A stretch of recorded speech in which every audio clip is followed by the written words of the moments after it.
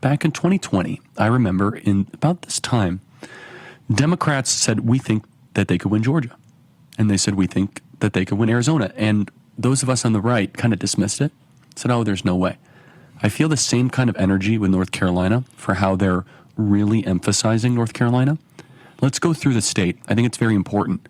The rurals are as red as Kentucky, but you have Charlotte, you have Raleigh, you have Greensboro, and Winston-Salem that are some of the more metropolitan centers of the South.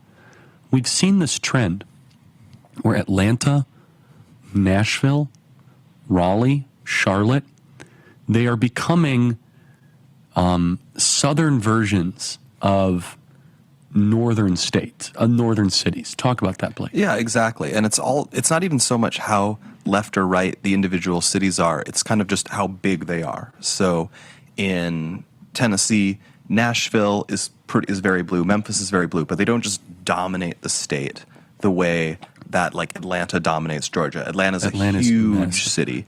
And then in North Carolina, yeah, you have the Research Triangle. So you have a lot of like medium-sized cities. Yeah, you have Charlotte, and a ton of universities. And a ton of universities. It's 118 universities in the state of North Carolina. So it's definitely probably like the higher education superpower of the South. You have Correct. Duke is there. It's like the Massachusetts equivalent of the South. Yeah, like Duke is there. UNC is probably the most prestigious university in public university in the South.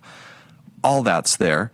Sorry to anyone who supports a different school there, but and yeah, as you say, it is extremely red in like the Appalachian Mountain areas. There are counties where you're breaking 70%, 75%. I'm not sure if any broke 80, but there's probably one or two that did. And you have a lot of that, and that's enough to keep it very close. In fact, it's enough for us to win it most of the time. But these cities are getting bluer, and they're that sort of voter who just we've struggled with those voters, and there's been a realignment of those voters away from us. Those like, postgraduate degree holders who don't like Trump because he's really rude, and you can't vote for that rude man Trump. Yeah, and if Trump wins North Carolina, he'll have to run up the score in the Wilmingtons, the Fayettevilles. Let's speak about this too, Blake. And Blake, you call it as it is. You're not an apologist for Trump, but we have to also look at the data. There's this belief. They say, if we just had a generic Republican not named Trump, we'd win the election easily. Is the data showing that in the Senate races? Is Trump ahead of the average Republican Senate candidate?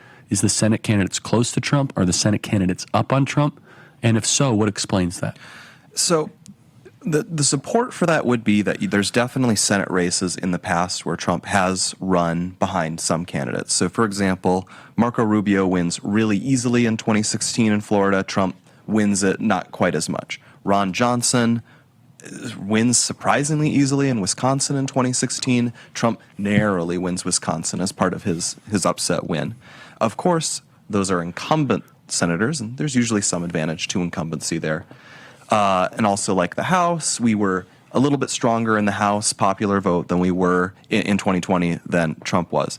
On the flip side, though, I think it's very clear there is this turnout aspect to Trump that changes the race. And so it actually is a genuinely hard thing to measure, the effect that Trump is having, where it's I think it's very plausible to say Trump could run behind a Republican in a state, and yet his overall impact on the race is to power up Republicans because he changed the turnout, changed the overall nature of the national polling, stuff like that.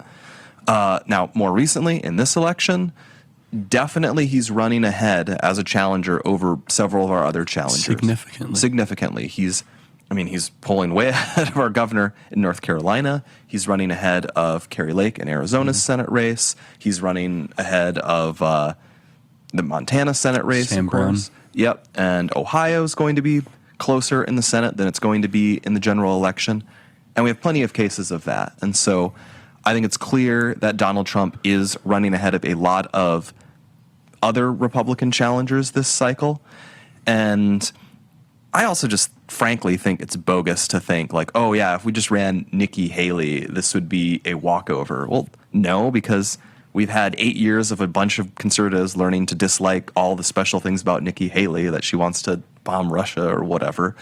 And also, a lot of that premise is like, oh, surely the media would be so much nicer to Nikki Haley. No, like we're adults here. Like, do people still fall for this? That, oh, if we run a different Republican, the media won't call them a Nazi? Like, come on.